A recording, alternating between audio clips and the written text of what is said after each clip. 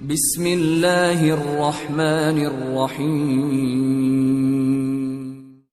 اب سعدیہ خانم کے شب و روز اس طرح گزر رہے تھے کہ نماز فجر ادا کرنے کے بعد وہ کامران کو لے کر کرشن راؤ کے گھر چلی جاتی تھی۔ کامران ابھی اتنا چھوٹا تھا کہ وہ اسے تنہا نہیں چھوڑ سکتی تھی۔ کرشن راؤ کے یہاں سعدیہ خانم کی ذمہ داریاں گھر کی صفائی اور پانی بھرنے تک محدود تھیں۔ دوپہر تک وہ اس کام سے فارغ ہو جاتی، پھر شجاع الدین کامران کو عصر کی نماز سے کچھ دیر پہلے مولانا شمس الدین کے ہاں چھوڑ آتی۔ مولانا کا گھر سعدیہ خانم کے مکان کے قریب تھا، اس لیے اسے یہ آسانی میسر تھی کہ جیسے ہی مغرب کی اذان کے وقت مولانا کے یہاں بچوں کے درس کا وقت ختم ہوتا تو وہ کامران کو لے کر گھر آ جاتی اور پھر کھانا کھا کر کھنڈر نما مکان میں دونوں بیٹے سو جاتے۔ نیند کی آغوش میں جانے سے پہلے اکثر کامران اپنی ماں سے مختلف سوالات کرتا۔ اس کے باپ کو کس لیے مار ڈالا گیا؟ یاسمین ہمارے گھر کیوں نہیں آتی؟ نانی اور نانا نے ہمیں اپنے گھر سے کیوں نکال دیا؟ آپ کرشن راؤ کے یہاں جھاڑو کیوں دیتی ہیں؟ ہمارے نوکر کہاں چلے گئے؟ شجاع الدین کامران ایسے بہت سے سوالات اپنی ماں سے پوچھتا رہتا۔ سعدیہ خانم اسے کیا بتاتی کہ اس کے باپ کو کس جرم میں موت کی سزا دی گئی اور یہ قریبی رشتہ دار ان دونوں کو زندگی کے صحرا میں تنہا چھوڑ کر کیوں چلے گئے؟ یہ ایسے سوالات تھے جن کے جوابات سن کر کامران کے معصوم ذہن پر برا اثر پڑ سکتا تھا، اس لیے سعدیہ خانم نہایت ہوشیاری سے بیٹے کو ٹالنے کی کوشش کرتی، یہاں تک کہ وہ مضطرب اور بے سکون بچہ تک کر سو جاتا اور کچھ دیر بعد اچانک چیختا ہوا اٹھ کر بیٹھ جاتا۔ اب تک کوئی رات ایسی نہیں گزری تھی کہ شجاع الدین کامران نے اپنے مرحوم باپ کو خواب میں نہ دیکھا ہو اور بے نیام شمشیریں لیے ہوئے کچھ لوگ اس کا تعاقب نہ کر رہے ہوں۔ یہ ایک ایسا خواب تھا جو کامران کی زندگی کا معمول بن چکا تھا۔ سعدیہ خانم نے اپنی بیوگی اور بے چارگی پر صبر کر لیا تھا، مگر کامران کی یہ مسلسل اذیت اس کے لیے ناقابل برداشت تھی۔ وہ مختلف زاویوں سے بیٹے کو سمجھانے کی کوشش کرتی کہ کسی طرح کامران کے ذہن سے باپ کی موت کے اثرات زائل ہو جائیں، مگر وہ ایک حقیقت تھی اور جب کوئی خوفناک خیال یا کوئی تلخ یاد بچے کے ذہن پر نقش ہو جائے تو پھر اس نقش کو مٹایا نہیں جا سکتا۔ کامران کے ساتھ بھی یہی صورتحال کسی سائے کی طرح لپٹی ہوئی تھی۔ لاوارث اولاد کے لیے باپ کا نعم البدل کوئی دوسرا شخص نہیں ہو سکتا۔ پھر سعدیہ خانم کامران کو کس طرح مطمئن کرتی؟ طلسماتی کہانیوں اور جھوٹے خوابوں سے ایک بچہ کچھ دیر کے لیے بہل سکتا ہے، مگر یہ محرومیوں کا مستقل علاج نہیں۔ سعدیہ خانم کو کامران کے احساس محرومی اور مسلسل خوف و دہشت نے ایک ناقابل بیاں کرب میں مبتلا کر دیا تھا۔ وہ اس سلسلے میں مولانا شمس الدین سے بھی کئی بار ذکر کر چکی تھی اور مولانا اسے یقین دلا چکے تھے کہ وقت گزرنے کے ساتھ ساتھ یادوں کا یہ زخم بڑھ جائے گا اور کامران تصورات کی اذیتناک گرداب سے نکل کر خوشگوار لمحات کے ساحل پر ٹھہر جائے گا، مگر یہ سب قیاس آرائیاں تھی اور انسانی ذہن کے تراشے ہوئے امکانات تھے۔ کامران یادوں کے بور سے بھی نکل سکتا تھا اور اس میں الجھ کر غرق بھی ہو سکتا تھا۔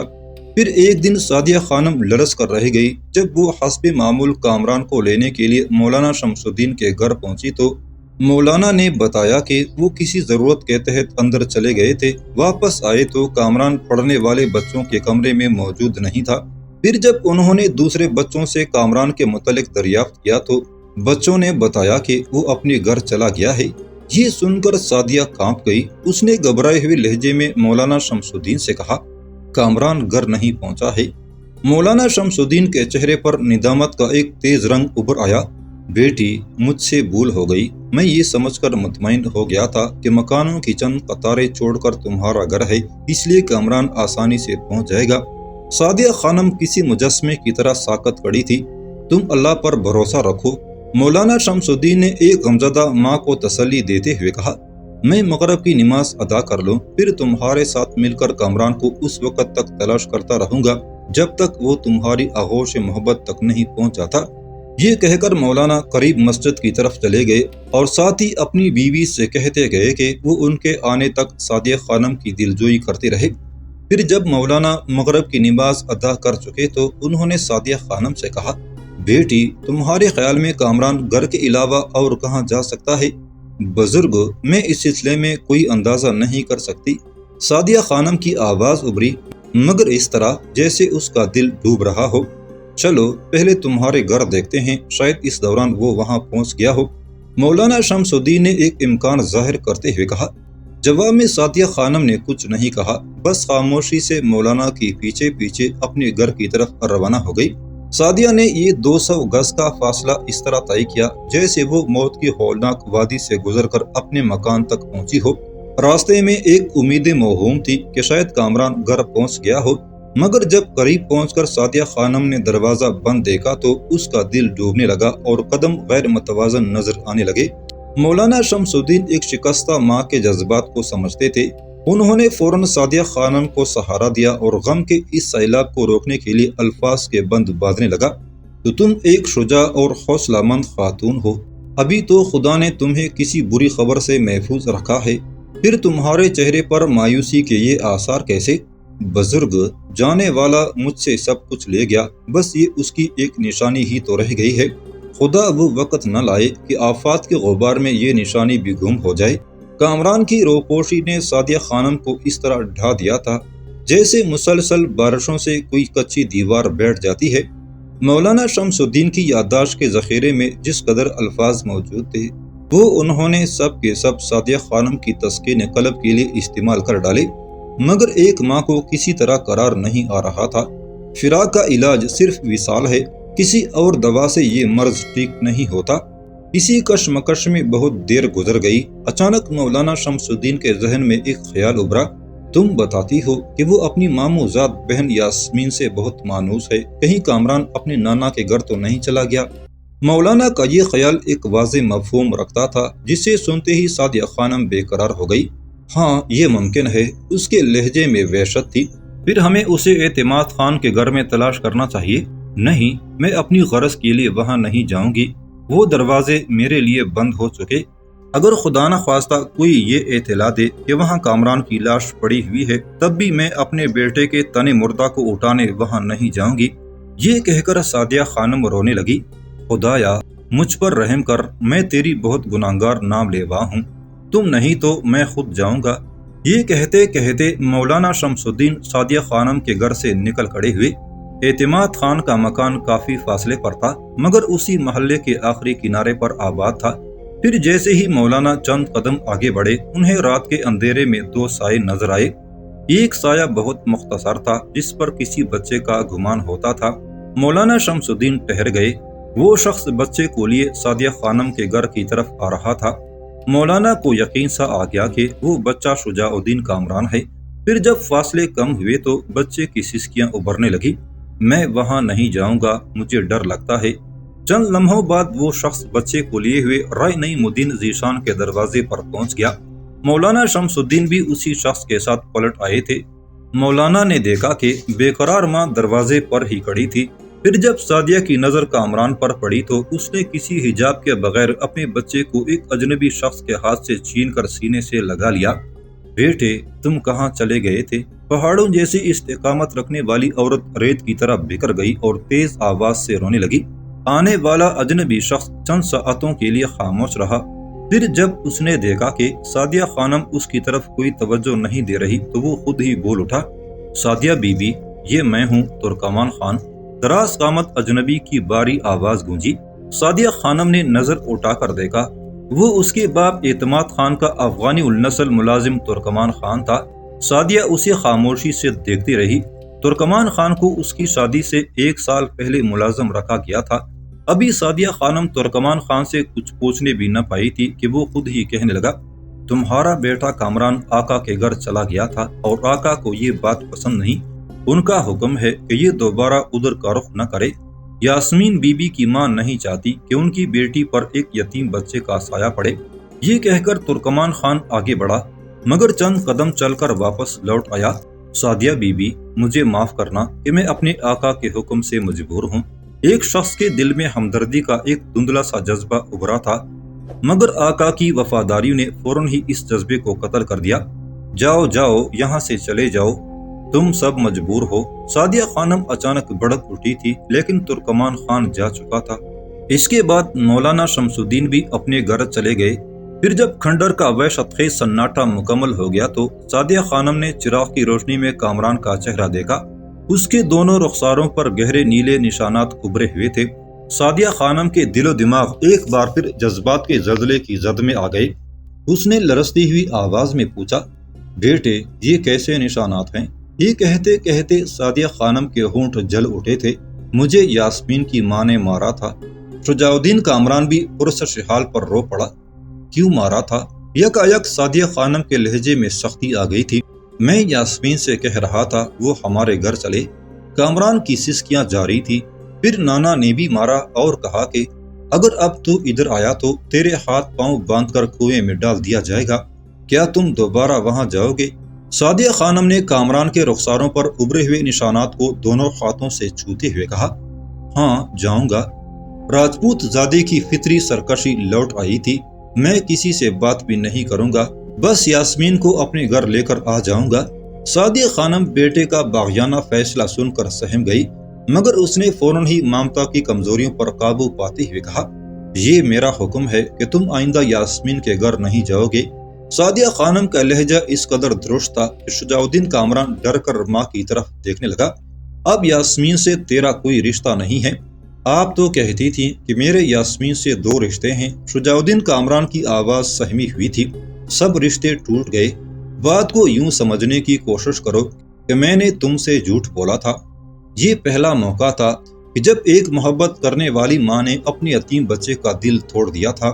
شوہر کی موت کے بعد کامران کی بڑی سی بڑی ضد پر ڈانٹنا تو کجا، سعدیہ خانم نے اپنے بیٹے کو بگڑی ہوئی نظروں سے بھی نہیں دیکھا تھا۔ وہ جانتی تھی کہ اس کے بعد کامران کے لیے اس دنیا میں نفرتیں ہی نفرتیں ہیں۔ محبت کا کوئی سائبان تو درکنار کسی دیوار کا بھی سایہ نہیں ہوگا۔ یہی سوچ کر سعدیہ خانم اپنی زندگی کا ایک ایک لمحہ کامران کی خوشی پر لٹا دینا چاہتی تھی، مگر آج اس کا بیٹا جو خوشی طلب کر رہا تھا وہ ذلت آمیز بھی تھی اور تباہ کن بھی۔ یاسمین جسے وہ ریشم کی ایک نازک سی ڈور سمجھتی تھی، اب کامران کے لیے ایک آہنی زنجیر بنتی جا رہی تھی۔ سعدیہ خانم اسی زنجیر کو بے رحمی کے ساتھ توڑ دینا چاہتی تھی۔ اس کے خیال میں یہ بے رحمی کامران کے مستقبل کو فتنوں سے بچانے کے لیے ضروری تھی، اور پھر اپنے اسی خیال کے پیش نظر سعدیہ خانم نے کامران سے کہا تھا، یاسمین سے تیرے تمام رشتے ٹوٹ گئے اور یہ رشتے میں نے توڑ دیے ہیں۔ اب اس کا نام، اس کا تصور، اس کی گلی تیرے لیے حرام ہے۔